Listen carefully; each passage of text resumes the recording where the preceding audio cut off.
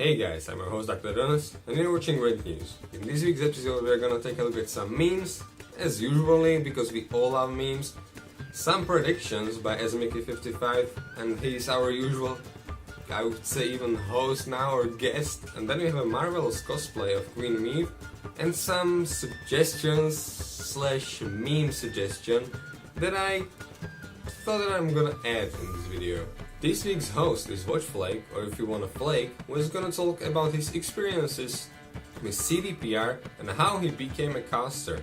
It's really interesting talk and I really encourage you to watch it, as I really enjoyed it myself when I was editing this video. Let's get into the news. You know, it's gonna be like that sometimes, every time in this matter, right? During my visit in Prague last week, I found out some shocking information, and that's that M here has taken over Prague and the Czech Republic. I don't really get all the hate that this card gets. Just look at the incredible value in the video. We're all dressed up just for you.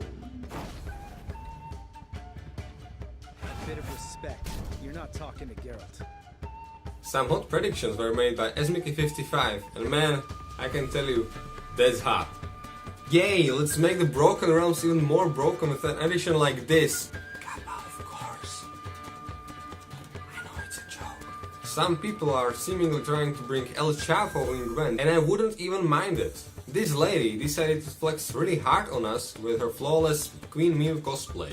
And I can say only one thing, and that's congratulations, you did it. It's so incredible, and I'm proud of you. Here we have an interception by Adzikov with his daily dose of facts. Redrame has made an interesting video on changing archetypes in GWENT. The link to the video is down there in the description. Also, before I move on to Flake, I would like to tell you that I made 2 songs, GWENT related of course, and I would like you to check it out and give me some feedback on possible new songs and some improvements that I could make to the songs. My time is up in this episode, and I'm moving the microphone over to watchflake. Hey everybody, it's Flake. I am the CDPR caster for all major tournaments that CDPR throws, and of course we've got Challenger coming up in just a couple weeks. And I was asked, you know what, Flake, why don't you just give us a little bit about what it's like to be a caster, how you became a caster, and your thoughts on, the relationship with CDPR and what goes on when you are casting out there in Warsaw. So that's a kind of cool question, and I'm very happy to share some of that insight with you as I was asked to do so.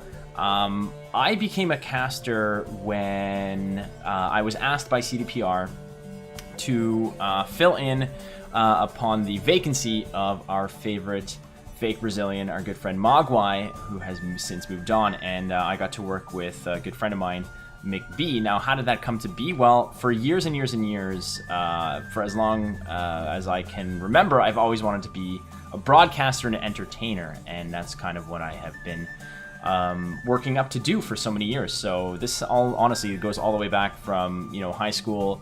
I was voted in high school most likely to have his own talk show, which was interesting. And then in college, I ran my campus radio station, did some stand-up comedy and stage work and improv there. And then through university, etc., I was working at sports radio stations, writing for articles for my school paper, and did a bunch of stuff after the fact. And video games and Twitch just kind of fell upon me when people said, why don't you do this? You're into card games. I've been playing card games for 20 years. Lord of the Rings, Star Wars, Pokemon, Magic, cards like Counter-Strike, Battletech, actually, all the way through to Hearthstone, and of course GWENT. And I'm very, very excited when they gave me the opportunity after putting on successful North American tournaments like Wild Hunt 1 and Wild Hunt 2. So that's a little bit about how it happened, and just working hours upon hours upon hours. And I'm talking about, besides the 45 hours a week I would put into my day job, there was an additional 30 to 40 hours of just streaming, video editing, and producing YouTube content and that kind of stuff. So it's been a long journey, and I'm very, very excited to be part of the team. And it's a dream come true to be doing exactly what I'm doing. So what it's like to be a caster? Well, I will say this, CDPR really treats us like friggin' gods, which is amazing. And it's so unwarranted because we're just nerds like everybody else. But they bring us into the studio. We get to hang out with all the wicked people behind the scenes, take a look around. And the cool part about it is that, you know, they treat us really, really well. And what I love about the dynamic about casting for Gwent is just that it's not just a matter of the relationship that we have with CDPR and the crew there, but frankly, just the people that are around it that you don't really get to see, the people who are designing the game and playtesting the game, and just the camera operators, the makeup people, the wardrobe people, they're awesome, and you get to see them every time, and they remember you, and they know all about your little quirks and silliness, yeah, I mean, I adore it. And of course, getting to go and meet 8 people, 8 competitors every single time that we share a hotel with, that we go out to eat with, that we have drinks with, that we laugh with, it's really a bittersweet kind of experience, because you get to go, and I'm living in Toronto, Canada, and getting to fly over to Warsaw for about 5-6 days I mean, it's work, because, you know, we're putting in the effort to rehearse, learn deck lists, and analyze. I mean, we're up fairly early, at least McBee and I are, and we're up early, getting breakfast, reviewing decks, talking about stuff, looking at statistics, and doing all that kind of stuff. But the fact that when it's all said and done, we're all in the lobby of the hotel having drinks and talking about stuff, and I'm talking about not just the casters, but the crew and you know, the competitors as well. We're all having a good time, and this is something that has really resonated with me